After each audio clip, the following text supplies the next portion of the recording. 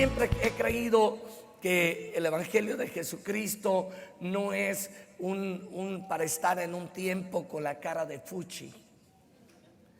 A lo mejor yo no te recomendaría que fueras con el cirujano plástico, que de alguna manera te cambiara, te hiciera una cirugía, que cambiara la nariz, el rostro. Pero tú sí puedes hacer algo por eso. Si tú sonríes al que está a tu lado, tu rostro va a tener otra apariencia. Así que voltea, sonríe y dile: Jesús te ama. Amén.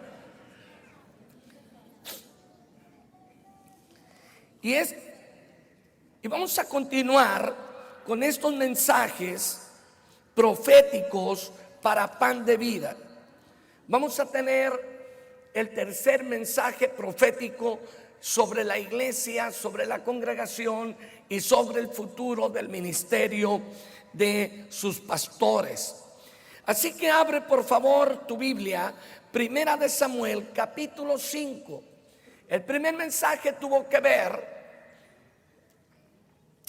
con ese llamado que Dios tiene, con esa unidad con el Espíritu Santo, el hacernos uno con Él, con esa transición que Dios nos quiere llevar para posicionarnos en su ajedrez y llevarnos a un nivel mucho mayor en la presencia de Dios. El día de ayer continuamos con estos mensajes proféticos y hablamos un poquito más del oficio. Y hablamos del oficio apostólico, cómo Dios los quiere llevar a la conquista interna y hacia afuera también. Pero hoy hablaremos de esa presencia de Dios que debe de existir de una manera constante. Di conmigo: presencia de Dios. Di conmigo: todos los días. Dilo con ánimo: todos los días. Estamos hablando que un ministerio sin la presencia de Dios no es nada. Tenemos grupos enormes en este tiempo, religiones. Si vamos a ver a los musulmanes, son millones de musulmanes, pero nada tiene que ver con el Evangelio de Jesucristo.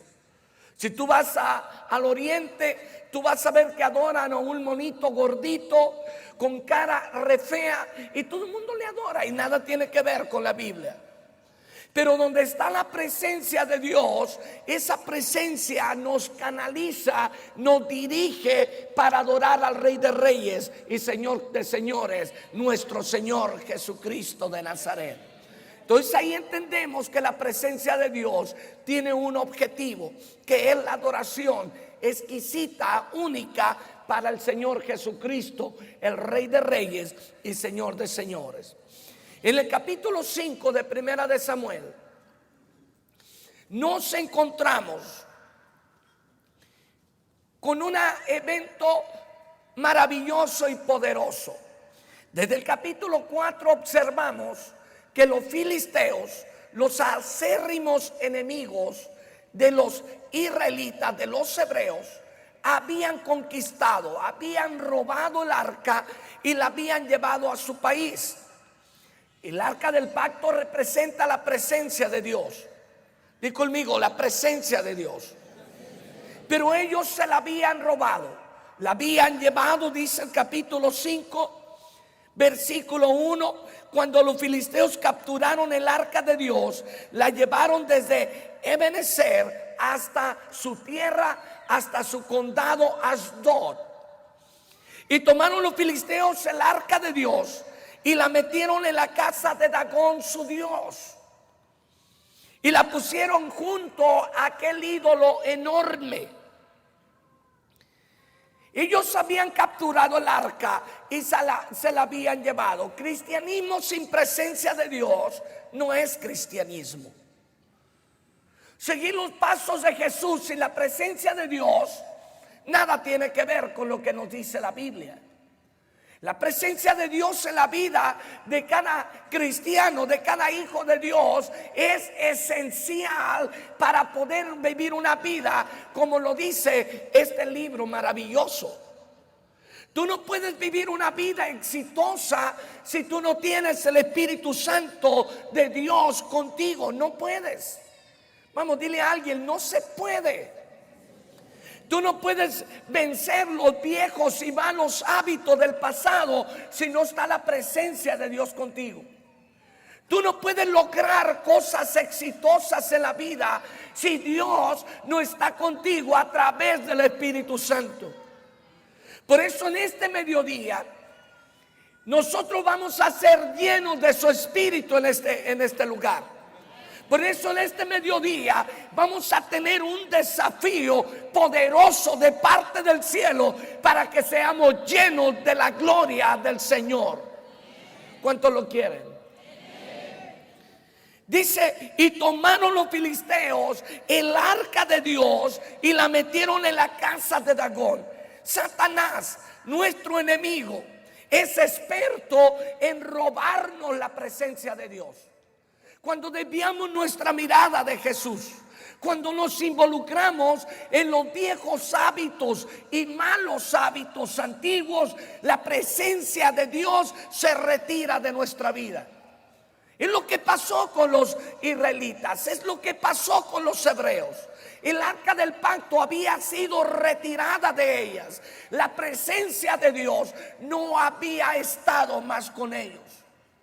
Lo impresionante de esta historia, y para que tú y yo conozcamos este poder que trae la presencia de Dios, el versículo 3 dice, y cuando al siguiente día los de Asdod, los filisteos, se levantaron de mañana, he aquí aquel ídolo enorme llamado Dagón estaba postrado en tierra delante del arca de Jehová, y tomaron a Dagón y lo volvieron a su lugar.